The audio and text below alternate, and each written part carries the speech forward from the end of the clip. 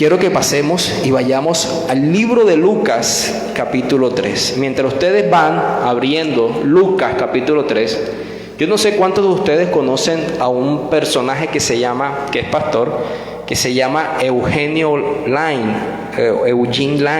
Él es un pastor reformado, un señor ya de experiencia, por no decir de edad, un señor que se conoce, que se cree que es el primer misionero reformado que llegó al país por allá en el año más o menos 75. Y siempre hay una historia de él que a mí me cautivó bastante. Cuando él llega, su novia era misionera en África, creo que era enfermera, no recuerdo, y él escribe a ella para proponerle matrimonio. Obviamente en ese momento no había WhatsApp, no había correos electrónicos, sino cartas. Entonces él envía una carta para que ella le responda si desea ser su esposa. Imagínense una carta desde Colombia en el año 70 y pico al África, que llegue, sea leída y sea devuelta otra vez a Colombia. Y semejante noticia que le está esperando: no, ¿quiere ser mi esposa? Y pasa, él cuenta un poco más de 30 días en ir y volver esa carta. Ella le dice que sí, acepto. Pero yo me imagino el corazón de esa persona esperando una de las noticias más importantes que iba a recibir. ¿Esta va a ser mi esposa? ¿Esta va a ser mi esposa? Yo me imagino, mientras ustedes han ido a Lucas, que el pueblo judío, en 400 años de silencio, y interrumpe la historia a Dios por medio de un ángel, haciendo un anuncio sobre dos personajes, Juan el Bautista y el Señor Jesús. Y luego de eso empieza el ministerio público de Juan el Bautista. ¿Ustedes se imaginan la expectativa de 400 años de silencio? De saber qué es lo que quiere decir Dios para el pueblo. Si nos imaginábamos la expectativa de este pastor esperando su propuesta matrimonial con ansiedad, me imagino. Imagínense un pueblo en silencio por 400 años. Y aquí está, y en el capítulo 3, aprendíamos la vez pasada, en los versículos del 1 al 6, que Lucas nos introducía el momento civil, político de la época, ¿no? Nos habló de ciertos personajes: quién era el emperador, quién eran los gobernantes, como Herodes, como Felipe, como Lisanías, como Poncio Pilato, y aprendíamos el momento oscuro que se estaba viviendo en ese momento. También aprendíamos el contexto religioso de la época, una mafia, Anás y Caifás, Anás dirigiendo esta mafia. El contexto, también vimos el contexto geográfico. Juan llega a predicar alrededor del río Jordán, lo vimos en el capítulo 3, y aprendíamos que lo que Juan estaba haciendo había sido profetizado, anunciado por Dios en el libro de Isaías. Pero entendemos que Juan, cuando empieza su ministerio público, él no vino en primer lugar a bautizar, él fue a predicar. El versículo 3 nos decía: predicando el bautismo del arrepentimiento para perdón de pecados. Aprendíamos que Juan predicaba que debes arrepentirte, Dios te concederá el perdón y lo evidenciarás yendo a las aguas. Entonces esos 400 años de silencio se interrumpen por parte de Dios, trayendo un mensaje por medio de su heraldo, que era Juan el Bautista. Recordamos que Juan tenía doble propósito: preparar el camino para el Mesías y evidenciar, mostrar cuál es el Mesías. Y aquí está Juan preparando el camino. Y hoy, si Dios lo permite, vamos entonces a leer los versículos del 7 al 14. Lucas capítulo 3, versículos del 7 al 14. Dice: y decían las multitudes que salían para ser bautizados por él: oh generación de víboras, ¿quién os enseñó a huir de la ira venidera? Haced pues frutos dignos de arrepentimiento, y no comencéis a decir dentro de vosotros mismos: tenemos a Abraham por padre, porque os digo que Dios puede levantar hijos a Abraham aún de estas piedras. Y ya también el hacha está puesta a la raíz de los árboles. Por tanto, todo árbol que no da buen fruto se corta y se echa en el fuego. Y la gente preguntaba diciendo: entonces, ¿qué haremos? Y respondiendo les dijo: el que tiene 2 túnicas, dé al que no tiene, y el que tiene tiene que comer, haga lo mismo. Vinieron también unos publicanos para ser bautizados y le dijeron: Maestro, ¿qué haremos? Él les dijo: no exijáis más de lo que está ordenado. También le preguntaron unos soldados diciendo: ¿y nosotros qué haremos? Y les dijo: no hagáis extorsión a nadie, ni calumniéis, y contentaos con vuestro salario. Vamos a orar. Amado Dios, Señor, Padre, aquí estamos delante de ti, Señor, escuchando tu voz después de 400 años de silencio, Señor. Hemos aprendido que tú tienes un mensaje que el ángel Gabriel le había anunciado como una buena noticia a Zacarías, Señor. Permite que nuestro corazón pueda estar preparados para saber por qué es una buena noticia, Señor. Danos una mente humilde también para recibir esto, Señor, con disposición, entendiendo que si tenemos que arrepentirnos de nuestro arrepentimiento, lo hagamos con humildad delante de ti, porque tú rechazas al soberbio, pero das gracia al humilde, Señor. Padre, yo veo la persona de Juan, Señor, y estoy muy lejos, Padre, de poder ser un predicador del talante de él, pero entiendo que él obraba en dependencia del Espíritu Santo.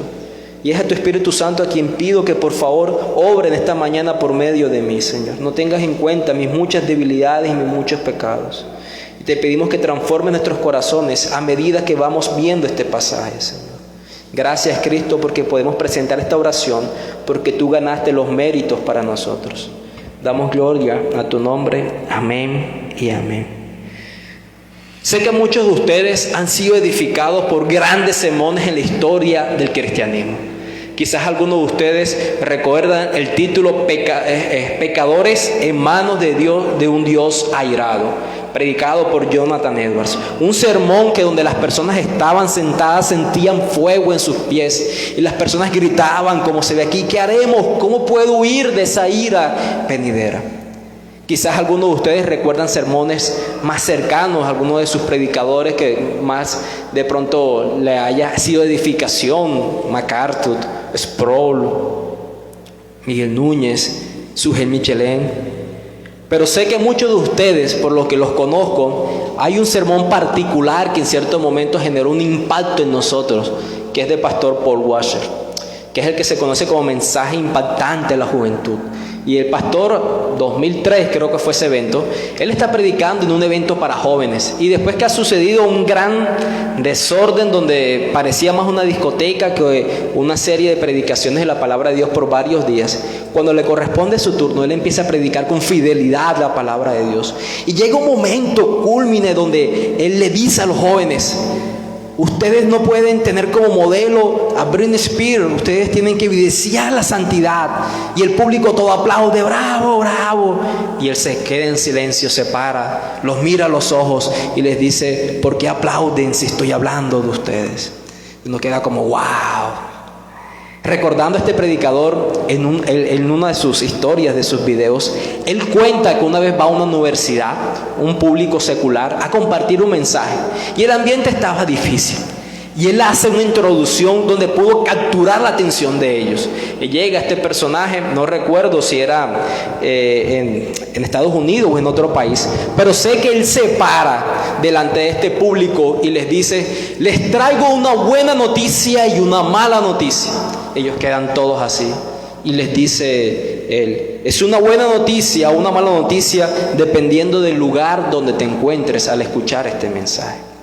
Y lo que busco con estas ilustraciones es decir que muchos sermones han sido de impacto por la forma en que son expuestos.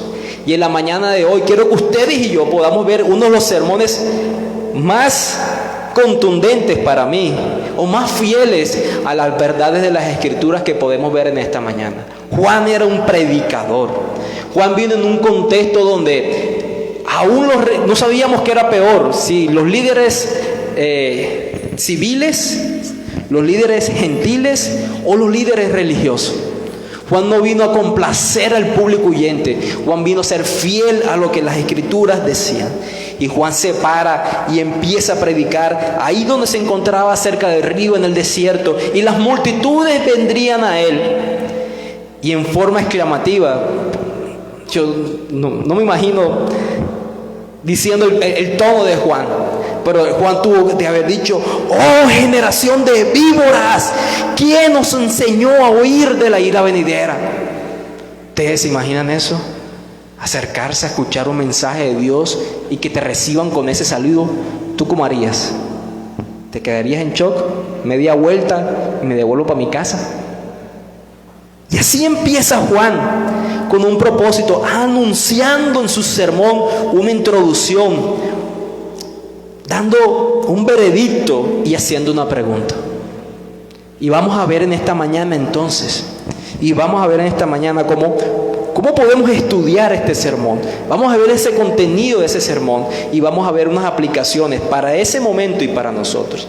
Lo primero que podemos ver es como la introducción que utiliza Juan para su sermón, que es el versículo 7. Lo segundo que podemos ver, la parte A, lo segundo que podemos ver es el sermón como tal, que lo podemos ver en los versículos 8 y en los versículos 9, el contenido del sermón, la temática del sermón.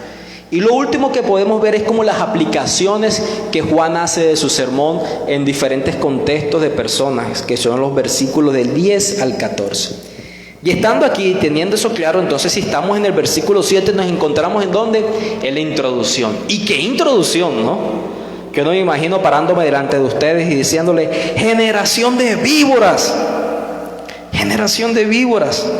Pero esto no es un lenguaje que utiliza Juan al azar. Esto no lo hace Juan únicamente porque quiere ser reconocido, porque es fuerte delante del púlpito. No, esto tiene un propósito. Ahora, cuando él se refiere a una generación de víboras, ¿qué será ese tipo de generación? Quizás podemos recordar una descripción que encontramos en Proverbios 30, versículos 11 al 14. Yo se los leeré. Proverbios 30, los versículos del 11 al 14, acerca de este tipo de generación. Miren lo que dice: hay generación que maldice a su padre y a su madre no bendice. Hay generación limpia en su propia opinión, si bien no se ha limpiado de su inmundicia. Hay generación cuyos ojos son altivos y cuyos párpados están levantados en lo alto. Hay generación cuyos dientes son espadas y sus muelas cuchillos para devorar a los pobres de la tierra y a los menesterosos de entre los hombres. Y creo que es una descripción precisa de lo que era la generación religiosa de esa época, de lo que era el pueblo judío, ¿no? Sobre todo ese primer versículo, una generación que maldice a su padre y no bendice a su madre. ¿Recuerdan la historia en Marcos 7, en los versículos 9 al 13, cuando Jesús está confrontándolos, diciéndoles que ellos han abandonado la justicia y la misericordia por establecer leyes de hombres por encima de las leyes de Moisés? Cuando les dice: ustedes, aún teniendo algo para dar a sus padres, prefieren decir es corbán, es decir, está apartado para Dios, y de esa forma no cuidan a sus padres. Son perversos. Mayor aún, es una generación que se considera limpia en su propia opinión, ¿no? ¿Recuerdan la oración del fariseo? Oh Dios, yo no soy como ese publicano. Yo hago este tipo de cosas. Yo ayuno, oro, diezmo, yo no soy como aquel pecador. Creo que entendemos por qué Juan se empieza a referir a ellos, a esta multitud que vino hacia él, a decirles que era una generación de víboras. Era el ambiente que se encontraba en la época. ¿Y por qué víboras? ¿Por qué la palabra víboras? Bueno, Juan no es el único que la utiliza. Miren que esa descripción acerca de las víboras también se halla en el Salmo 140. Y dice el Salmo 140, el versículo 1 y 3: líbrame, oh Jehová, del hombre malo, guárdame de hombres violentos, los cuales maquinan males en el corazón, cada día urden contiendas, aguzaron su lengua como la serpiente, veneno de áspid debajo de sus labios. Una generación de víboras es una generación malvada que lastima con su boca. Y no solo Juan el Bautista, como lo vimos también el salmista se refiere a los hombres como esto. También el Señor Jesús, en una confrontación con ellos, en Mateo capítulo 12, en los versículos 34, alrededor del versículo 34, cuando el Señor Jesús está diciendo, aquí un momento. cuando él, lo que conocemos como la blasfemia contra el Espíritu Santo, él había sanado, bueno, o había liberado o echado de un personaje acerca de cómo había libertado de unos demonios. ¿Y qué fue lo que dijeron los fariseos? Este echa a los demonios en el nombre de ¿quién? De Belcebú. Este echa a los demonios en el nombre de Belcebú. Entonces el Señor Jesús empieza a confrontarlos, empieza a decirles: ustedes por qué dicen esto, ustedes por qué dicen eso. Y dice el Señor Jesús, versículo 33: o hacer el árbol bueno y su fruto bueno, o hacer el árbol malo y su fruto malo, porque por el fruto se conoce el árbol. Generación de víboras, ¿cómo podéis hablar lo bueno siendo malos?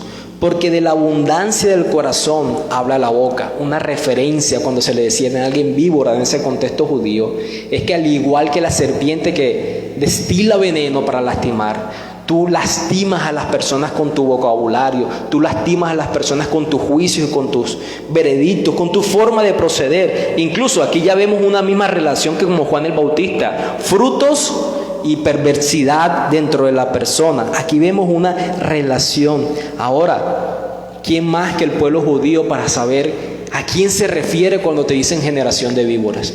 ¿Qué es lo que leíamos en Génesis 3:15 cuando Edward estaba dando la escuela dominical? Me encanta cuando volvemos a la escuela porque se conectan con los sermones. Siempre, un paréntesis, con los hermanos líderes, cuando hemos estado enseñando, nos hemos asombrado cómo Dios lleva las enseñanzas de esta iglesia, que muchas veces las escuelas se conectan a los sermones. Cierro el paréntesis, que me extrañaban las escuelas, me hacía falta de verdad, mis hermanos. Volvemos, entonces, ¿qué es lo que dice Génesis 3:15? Hay una promesa, ¿no? La simiente de la mujer pisaría la simiente ¿de quién? De la serpiente. La serpiente, que lo identificamos como Satanás, también tendría una simiente. Entonces, cuando se te dice que eres generación de víboras, se te está diciendo que tú eres descendiente ¿de quién? De Satanás, de Satanás, de Satanás. Y en ese contexto, ustedes recuerdan, fue cuando Jesús les dijo a ellos que ellos eran hijos de su padre, ¿quién? El diablo, porque ellos utilizaban su boca para la mentira. Ustedes proceden de lo malo, ustedes no dicen la verdad, ustedes son hijos del padre de la mentira, que es Satanás. Y eso, todo eso es lo que vemos en esa afirmación: oh generación de víboras, oh generación de víboras. Y Juan no solamente en su sermón busca introducirlos con esta afirmación, sino que los busca hacerlos entrar en shock, o que pudieran meditar en ese momento por medio de una pregunta: ¿quién los enseñó a huir de la ira venidera? ¿Qué quiere decir eso? Ellos sabían que Juan estaba predicando acerca del perdón de los pecados por medio del arrepentimiento y la evidencia de las aguas. Las personas estaban yendo allá porque ellos querían ser perdonados.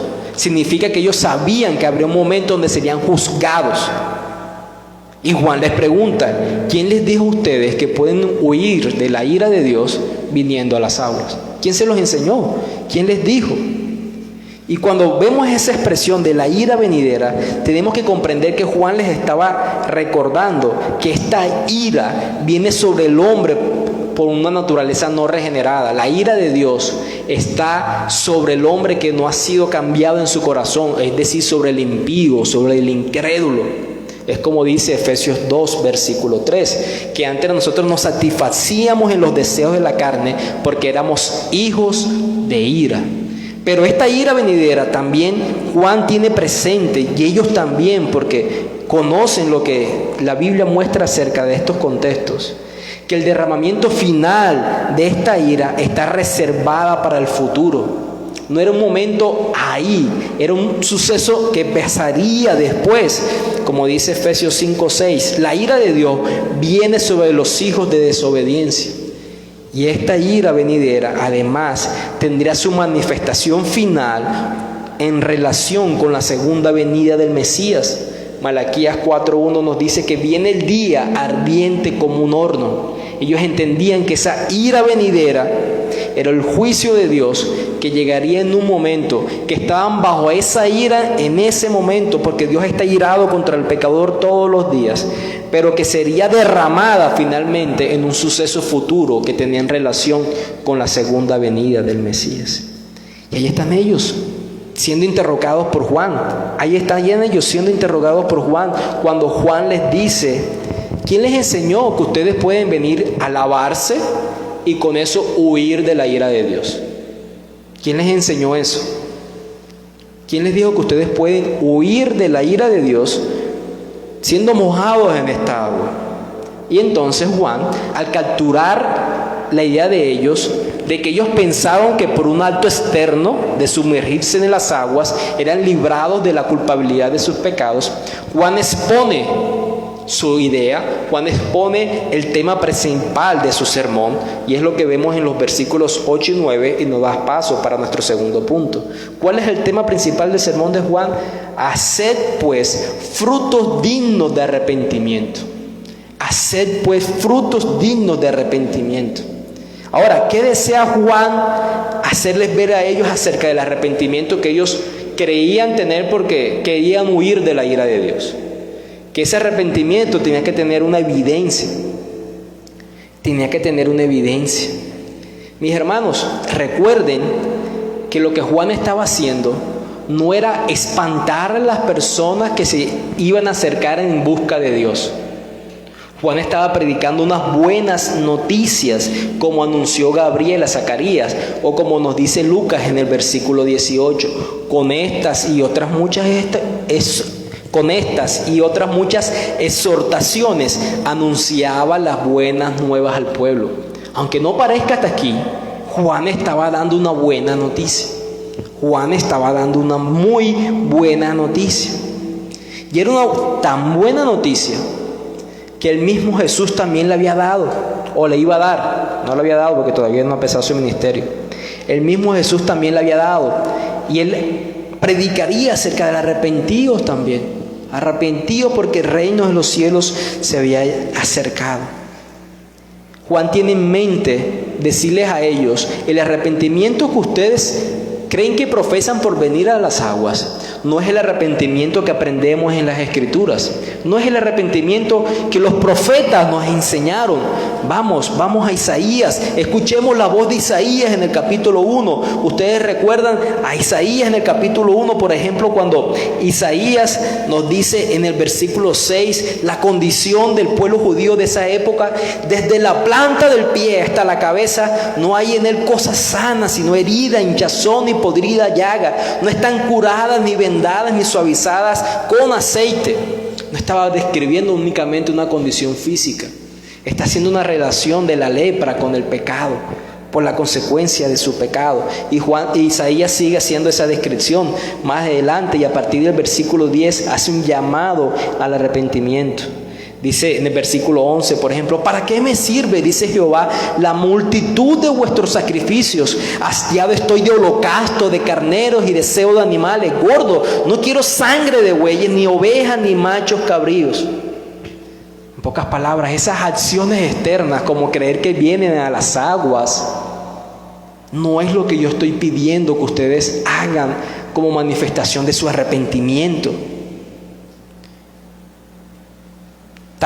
Así era el veredicto que en el versículo 15 de Isaías, de capítulo 1, sigue diciendo: cuando extendáis vuestras manos, yo esconderé de vosotros mis ojos. Asimismo, cuando multipliquéis la oración, yo no iré, llenas están de sangre vuestras manos.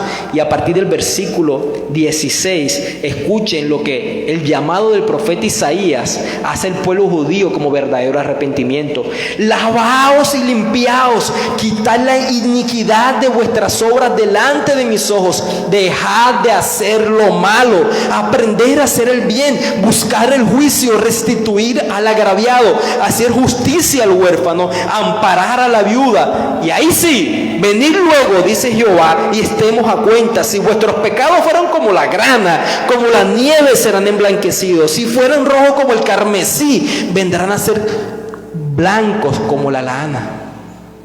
Ahí sí, cuando eres purificado, cuando te apartas de hacer lo malo. No cuando presentas una obra externa de arrepentimiento, sino cuando verdaderamente te apartas de hacer lo malo, donde practicas la justicia, donde restituyes al agraviado, donde cuidas al huérfano, donde amparas a la viuda. Ahí sí, ven, que yo te purificaré y te concederé el perdón. Dios nunca rechaza al pecador arrepentido, pero resiste a aquellos que creen que son perdonados por sus obras, que son perdonados por acciones externas. ¿Ves lo peligroso que son los sacramentos católicos romanos? Eres perdonado porque por una mera confesión de labios, y ya vamos a ver eso a profundidad, y por repetir no sé cuántos Ave Marías y no sé cuántos Padres Nuestros. Según esto, no son esas obras que Él quiere. Él quiere que verdaderamente te apartes de hacer lo malo. En pocas palabras, el arrepentimiento va a ser una evidencia externa de un cambio interno. El arrepentimiento va a ser una evidencia externa de un cambio interno. El pueblo judío de esa época no desconocía eso. No solo fue Isaías, fue Ezequiel. Miren Ezequiel en el capítulo 18, los versículos del 30 al 32. Dice Ezequiel, hablando acerca del camino de los pecadores y de los justos: por tanto yo os juzgaré a cada uno según sus caminos, oh casa de Israel, dice Jehová el Señor. Convertíos y apartaos de todas vuestras transgresiones, y no os será la iniquidad casa de ruina. Echad de vosotros todas vuestras transgresiones con que habéis pecado, y haceos un corazón nuevo y un espíritu nuevo, porque moriréis, casa de Israel. Porque yo no quiero la muerte del que muere, dice Jehová el Señor. Convertíos pues y viviréis. Mire, la conversión va de la mano del apartarse de las iniquidades, de las transgresiones. Dios no se complace en que la gente vaya al infierno, pero Él es un juez justo. Ya hemos aprendido, ¿no? ¿Qué pasaría si tú llegas a tu casa, encuentras a tu familiar muerto? Puedes capturar al culpable, lo llevas al juzgado, el juez lo libera y luego ves al juez comiéndose una empanada, una gaseosa en la esquina de la tienda. Tú sentirías que juez tan corrupto. Eran claras las evidencias.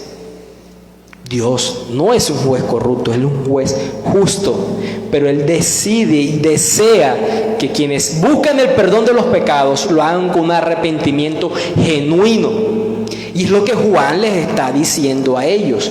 Es lo que Juan les está diciendo a ellos cuando les dice: haced pues. Ese pues significa eso, frutos dignos de arrepentimiento. ¿Están arrepentidos? Ok. ¿Comprendes que viene un juicio de Dios, una ira venidera? Ok, está bien. Pero entonces Juan nos muestra que tiene que haber una fructificación de ese sentimiento interno que tú tienes de culpa. Tengo miedo que Dios me discipline por lo que acabo de hacer. Tengo miedo que me pillen. Tengo temor de ser descubierto por los demás. Seré avergonzado. ¿Será eso arrepentimiento? Y en este punto del sermón, luego que Juan dice lo que Juan nos recuerda con las enseñanzas del Antiguo Testamento de lo que es el arrepentimiento, cuando él dice frutos dignos de arrepentimiento, en su mente tiene todas las enseñanzas de los profetas, como pudimos ver de Isaías y de Ezequiel. Entonces Juan les dice a ellos que hay unas características que debe tener ese arrepentimiento. Uno, debe ser fructífero, debe dar evidencia, pero al mismo tiempo dice que si da una evidencia verdadera, no debe estar de la mano de una confianza en la herencia judía que ellos tenían. ¿Cuál es la herencia que ellos tenían? Ellos dicen: tenemos a Abraham por padre, porque Juan les dice: no digan ustedes que tienen a Abraham por padre, porque yo les digo que Dios puede levantar hijos a Abraham aún de estas piedras. Ellos tenían un orgullo judío. Ellos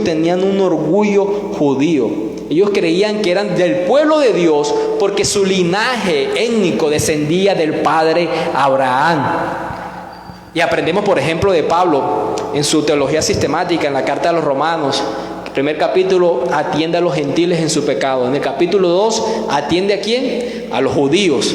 Y Pablo los describe a ellos en el capítulo 2, versículos 17 al 21. Ustedes se creen guías de ciegos. Se creen que conocen la verdad. Eso es que soberbios. Ustedes creen que conocen la verdad. Y en aquello que ustedes demandan, ustedes no lo practican.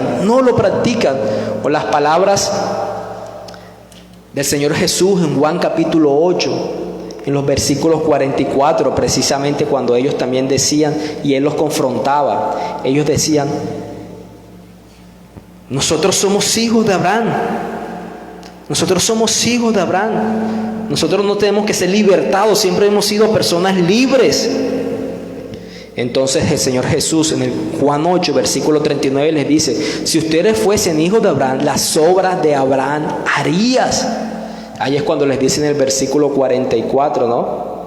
Ustedes son hijos de vuestro padre el diablo.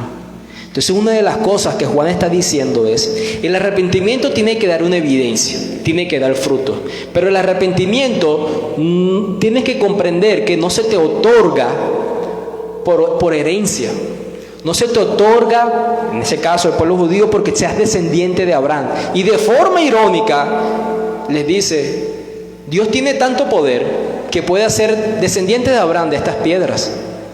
Eso no es un asunto por los cuales ustedes tengan que jactarse, porque eso es evidencia del poder de Dios. Es Dios quien lo hace, no ustedes. Eso es como que hoy en día tú pienses: a mí Dios me ha perdonado porque yo vengo de un hogar cristiano. Dios me concedió la extensión de misericordia que le extendió a mis padres porque mis padres me llevaban a la iglesia desde los 8 años de edad. No. Yo soy perdonado porque mi herencia histórica es la herencia reformada. Y mi iglesia es una iglesia reformada, de las doctrinas de la gracia, de las 5 solas. No. El verdadero arrepentimiento no se justifica en lo que tiene por herencia, sino que evidencia más bien de forma externa por medio de unos frutos. Por eso es que Pablo dice en Colosenses capítulo 1, versículo 10, para que andéis como es digno del Señor, llevando fruto en toda buena obra. Tú no andas digno del Señor por herencia, sino llevando fruto de tu propio arrepentimiento, de tu propia obra de conversión. Ahora, además de decirle, no es por herencia que ustedes se arrepienten, sino que evidencian el arrepentimiento por frutos. Juan les dice en el versículo 9, y ya también el hacha está puesta a la raíz de los árboles. Por tanto, todo árbol que no da buen fruto se corta y se echa en el fuego. ¿Qué quiere decir eso? Y es que vas a tener una convicción del infierno. Tú no vas a pensar que el infierno es para personajes perversos de la humanidad. Hitler, violadores de niños, personas que han hecho lo malo, políticos de una corriente o de la otra, para el vecino que golpea a su esposa. La convicción del infierno la tiene todo aquel que tiene un verdadero arrepentimiento. Sabe que eso es lo que merece. Sabe que el juicio es inminente. Cuando una persona va a cortar un árbol, tú sabes que ya está a punto de cortarlo. ¿Por qué? ¿Porque lleva el hacha en el hombro o porque le está sacando filo? Porque ya ve el hacha, ¿dónde? A raíz del árbol. Ya va a ejecutar la acción. Y es lo que está diciendo Juan, les está diciendo a ellos. Hay un juicio que es inminente. Y todos aquellos que no den fruto de arrepentimiento entrarán también en ese juicio, como el que nunca fue simpatizante. ¿Entiendes eso? Todo aquel que no dé fruto del arrepentimiento tendrá el mismo destino como aquellos que fueron simpatizantes, como aquellos que se sentaron un día aquí en el barrio Simón Bolívar, por años tras años, por aquellos que sus padres discipularon por lo largo de muchos años. El arrepentimiento debe ser evidente en tu propia vida, no es algo que tú heredas. Y tu destino será igual que el más vil pecador si no eres quien se arrepiente. Eso es lo que Juan les está diciendo a ellos. Y saben, mis hermanos, aquí otro paréntesis, un verdadero predicador enseña sobre el infierno. Muchos de ustedes se cuestionan muchas veces: ¿será que donde yo vengo era un falso maestro? ¿Será que este predicador es un falso maestro, un falso profeta? Una forma de identificarlos es si esta persona predica sobre el infierno. No para asustar a las personas, sino para edificar los corazones. ¿Cuántos nos hacen falta predicadores como Juan, verdad? Nosotros vamos a creer y desear dar frutos. De lo contrario, seremos como los incrédulos. Nosotros vamos a creer y desear dar frutos. De lo contrario, seremos como los incrédulos. Y seremos juzgados igual que ellos. Entonces podemos darnos cuenta que el arrepentimiento es fructífero. El arrepentimiento es fructífero. Tú comprendes que se te concede no por méritos propios, no por herencia, no por tu tradición, sino porque has tenido una convicción de pecado, del juicio venidero, de la ira venidera, y te apartas de esa práctica pecaminosa. Mis hermanos, los corazones que simpatizan por un periodo de tiempo no son corazones que verdaderamente se han arrepentido. ¿Cuánto será ese periodo de tiempo? No lo sé. Pero miren, por ejemplo, lo que enseñó Jesús en Mateo 13, en el versículo 22, ¿no? La parábola del sembrador. La parábola del sembrador. El versículo 22 dice: el que fue sembrado entre espinos, este es el que oye la palabra, pero el afán de este siglo y el engaño de las riquezas ahogan la palabra y se hace ¿qué? Infructuosa. Infructuosa. ¿Saben qué nos debe hacer pensar eso? Que el arrepentimiento no es la puerta de entrada al cristianismo. El arrepentimiento es el camino del cristiano. Tú no das frutos de arrepentimiento el día que te convertiste al Señor, que tuviste miedo del infierno, que sabías que Dios iba a juzgarte. Tú das frutos de arrepentimiento a lo largo de toda tu vida. Es una vida fructífera, no un momento de tu época. ¿Hace cuánto entonces no te has arrepentido de tu falso arrepentimiento? ¿O hace cuánto no te has arrepentido delante del Señor nuevamente? Es un camino que se recorre, mis hermanos. Y si tú no estás en una práctica de dar frutos de arrepentimiento, es posible entonces que tu corazón sea el que se sembró entre espinos. Y cuando llegan los afanes de este siglo y el engaño de las riquezas, el deseo por este mundo, por la satisfacción en este mundo y no en Dios, es posible entonces que tú nunca te hayas arrepentido verdaderamente, porque es un asunto de frutos, es un asunto de frutos. Ahora, con esa predicación, yo no sé qué esté pasando en el corazón de ustedes, pero en las personas que estaban ahí, que eran 3 grupos que nos describe Lucas, ellos dijeron: ¿qué haremos? ¿Qué haremos?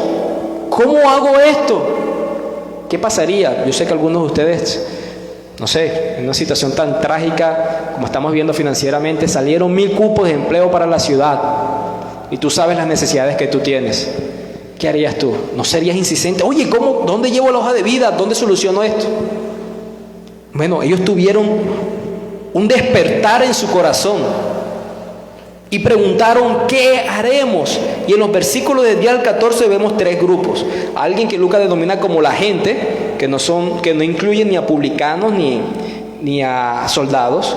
Por el pasaje paralelo en Mateo entendemos que habían fariseos y saduceos. También vemos que el otro grupo, en el versículo 12, son los publicanos y en el versículo 14 son los soldados. Y a todos ellos que preguntan ¿qué haremos?, Juan les responde. El primer grupo, la gente, ¿qué haremos? Él les respondió en el versículo 11: el que tiene 2 túnicas, dé al que no tiene, y el que tiene que comer, haga lo mismo. ¿Qué quiso decir con eso? Evidencien un amor fraternal, sean dadivosos. Sean dadivosos. ¿A qué se refiere con 2 túnicas? No era la túnica externa, sino la interna. Podríamos decir casi que como una camisilla que utilizan los hombres, como la ropa que se utiliza debajo de la ropa. Y normalmente las personas tenían más de uno por las ocasiones. Y les está diciendo: si tú tienes 2, dale al que no tiene. Si tú tienes que comer, haz lo mismo. Haz lo mismo. Un corazón que ha sido convertido para el Señor deja de ser egoísta. Deja de ser egoísta. Hermanos, yo sé que ustedes, si regalan una prenda de la que tienen en su casa, No les va a quedar solamente una. Si tienen dos, den uno y ustedes se quedan con otra. Si ustedes y yo regaláramos algo de lo que tenemos de nuestra ropa, ¿vamos a quedar solamente con otra prenda? Claro que no. ¿Qué creen entonces cuando vamos a dar deberíamos hacer? ¿La que se está dañando? ¿La que sobra? ¿Saben ustedes que dentro de la misma congregación hay personas que quizás no tienen cómo ponerse una ropa? ¿Se han cuestionado eso cuando van a comprar? Hay unas, yo no tengo asuntos de marcas. Hay unas marcas que tienen unas mejores calidades y bueno, los que se han establecido por su calidad, por su nombre, tienen unos valores mayores que otros, pero cumplen un propósito, ¿no? Cumplen un propósito. ¿Cuáles son las dos necesidades básicas que siempre Dios muestra que Él provee? La comida y el vestido.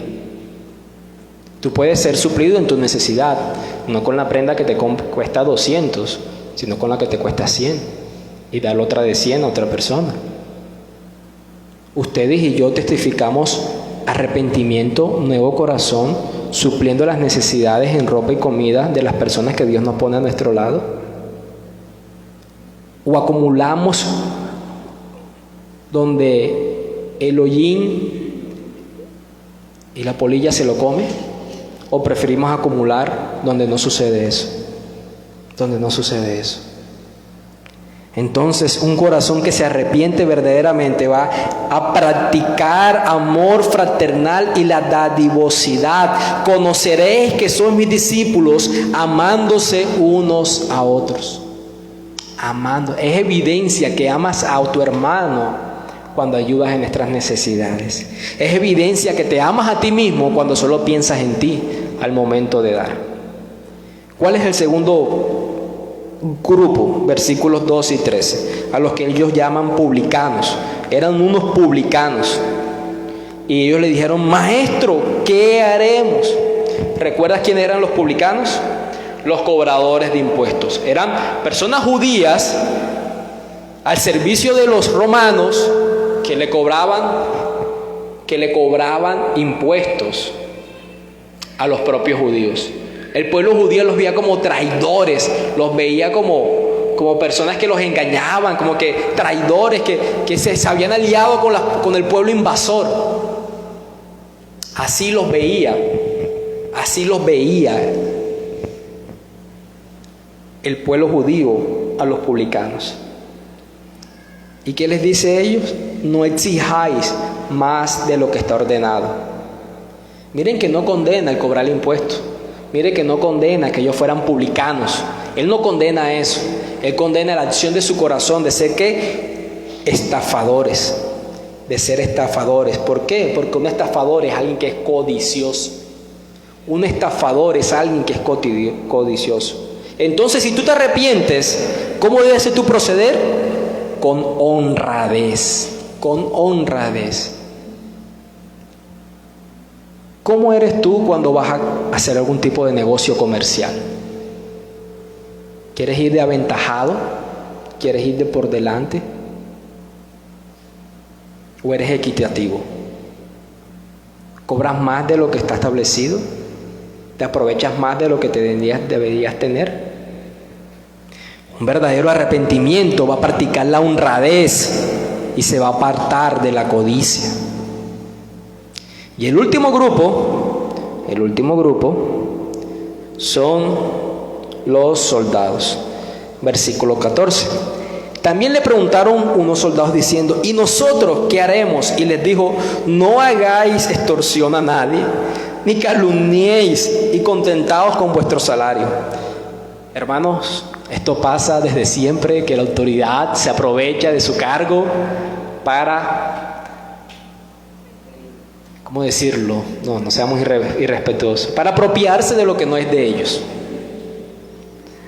Aprovecharse de las personas. Y debemos reconocer que un cargo de autoridad es un escenario donde tú te puedes aprovechar de los demás. ¿Qué hacían los soldados en esa época? Porque dice, no solamente que no extorsionéis, sino que no calumnéis. ¿Qué hacían ellos en esa época? Iban y ponían a alguien judío, ve y acusa a aquella persona. que hizo esto malo, que tomó el ganado del cordero del otro, acúsalo. Y iba, lo acusaba. Llegaban los soldados romanos, usted es culpable, ahora usted tiene que pagar esto, pero para que no vayas preso, encímame.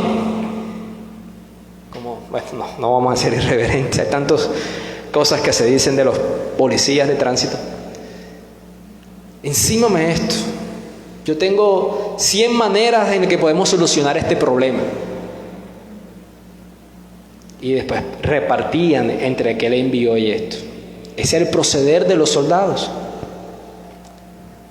¿Y qué les dice él? Contentaos con vuestro salario. Contentaos con vuestro salario. Por eso Pablo dice que practiquemos el contentamiento en Filipenses 4:11. He aprendido a contentarme en lo mucho o en lo poco. Cuando tú deseas hacer lo ilícito en la ausencia de lo que no tienes, es por una ausencia de contentamiento. Y es una evidencia que no hay un fruto de arrepentimiento.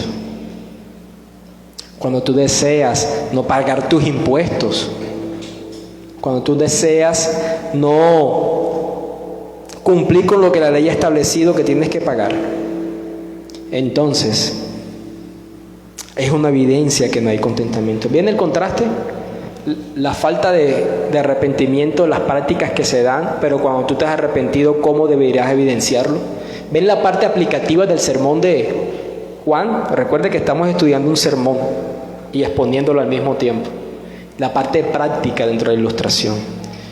Yo pudiera resumir lo que significa dar frutos en arrepentimiento con las palabras del apóstol Juan en su primera carta, en el capítulo 3, versículo 7. El apóstol Juan dijo: hijitos, nadie os engañe, el que hace justicia es justo, como él es justo.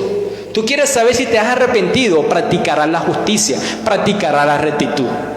Eso no requiere una teología profunda, eso requiere un corazón sincero, contrito y humillado, que reconoce cuál es su lugar si Dios no interviene en él, que sabe que puede ser judicializado por Dios, pero va más allá de ser un confesante de pecado, va más allá de ser un simpatizante. Es alguien que mira el pecado y toma otro rumbo, se aparta.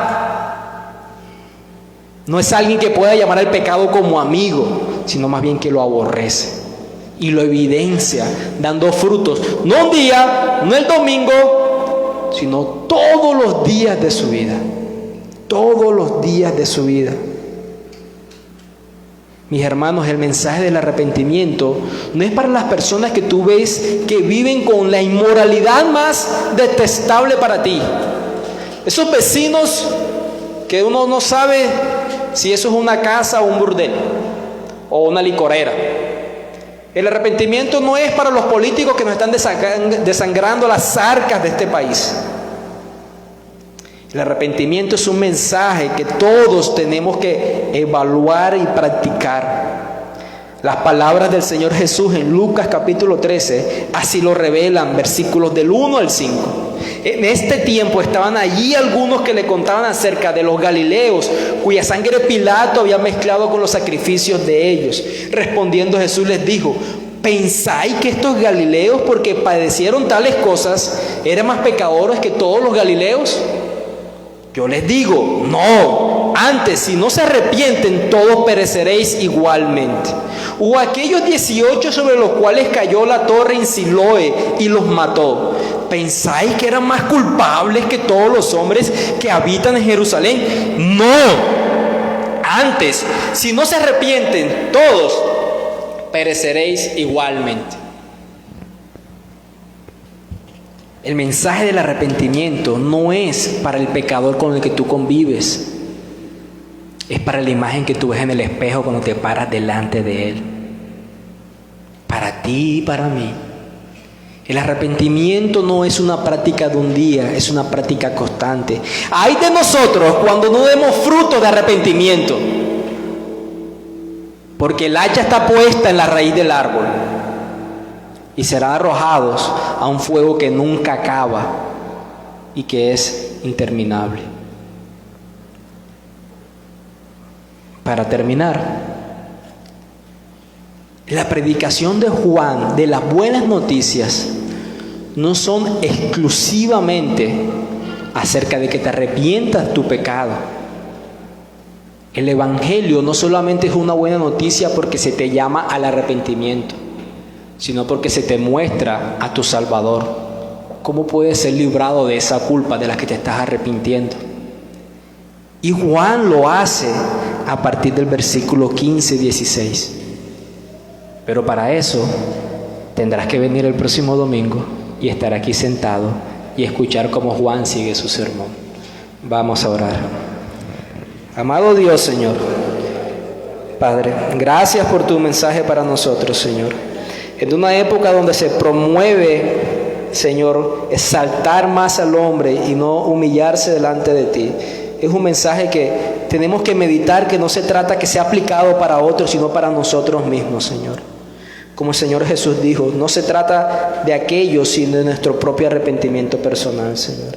Ayúdanos a evaluar que nuestra vida tiene que dar frutos continuos de arrepentimiento. Vimos formas prácticas, amando al prójimo, siendo dadivosos, siendo honrados, Señor, practicando el contentamiento. Ayúdanos, Padre, a dar estos frutos constantes de arrepentimiento, Señor. Damos gloria a tu nombre por la oportunidad que nos das de compartir en esta mañana. Bendito seas, Dios. Amén y amén.